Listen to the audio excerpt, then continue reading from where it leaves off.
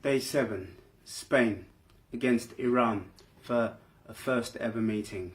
After being left exasperated by Ronaldo's spectacular last-minute winner, Spain were looking to get back on track. Iran themselves, who with the win would qualify for the first time ever for the knockout stages. It would become one of the results of the century were Iran able to pull this off, this miracle result off. It was more likely that we were to see the Spain that we were used to seeing, that were dominant through from 2008 until 2012. But it was football, and you never knew, especially what happened to Spain at the last World Cup, where they were out after 2 games. In their last 8 internationals, they'd only won 3 games and lost 4. So there was still hope for Iran. Spain made 2 changes, Koke and Nacho being replaced by Vasquez and Carvajal. Iran themselves made 3 changes, 1 enforced. So to the game, the pattern was set very soon, as possession was Spain. Iran getting all men behind the ball, the physicality very evident. They were to receive amazing support as the noise was deafening. Each time they touched the ball, it was greeted to great rapturous roars. It was all frantic as Spain sought to break Iranian ranks. The Iranians themselves defending well, getting men behind the ball, ragged. They were leaving no space, and there was certainly a well-drilled side, and they looked to the quick breaks whenever the time presented itself. Iran's defence, in fact, it was like Fort Knox, a wall of red.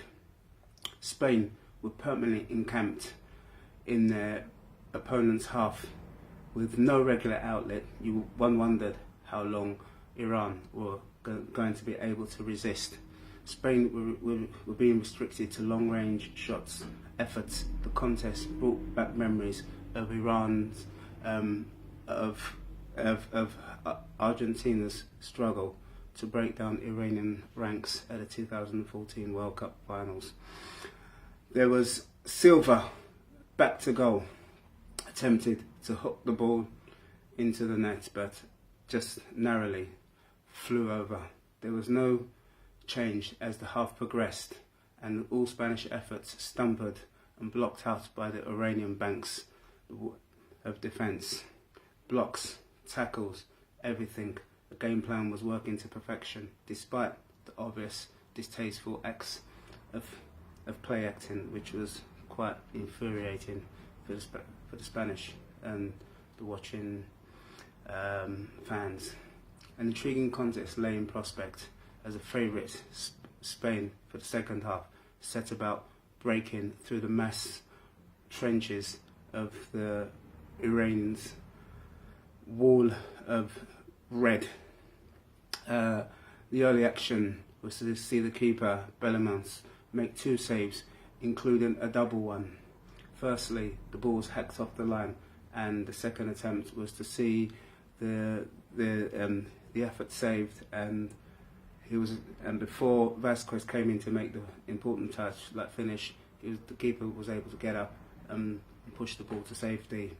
The pressure was back on, but it was Iran who came actually the closest, and the striker Helamalaz,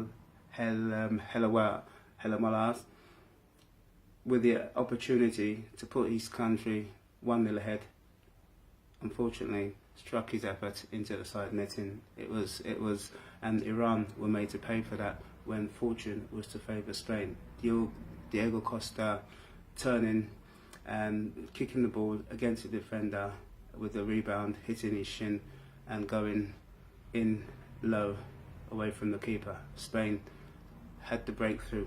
The game was sure to open as Iran was sure to look to save it and be more offensive.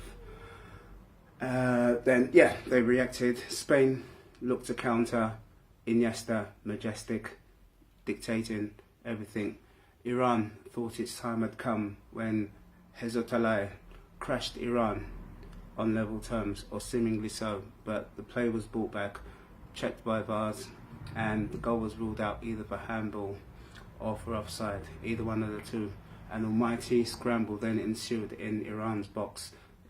With 20 minutes to go, Spain attempted to force the ball over the line, but bodies flung themselves on the ball, in front of the ball, and Spain unable to break the ranks of the posse of defenders on the line. The intensity was maintained by Spain as the stretching Arami was just yards from making the important connection for a 1-1 score. And then Taremi then missed the ultimate chance on 80 minutes when the ball was swung over. This after Piqué played his 100th cap, was nutmegged. With time and space, he headed over the bar. It was a chance that surely that they'd lived rue to regret. That they would rue and live to regret. Iran huffed, they puffed, but Spain expertly kept possession, and Iran had lost only their first game since the last World Cup. I think 19 games.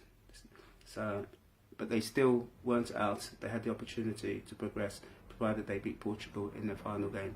Spain needed to beat Morocco in order to confirm passage.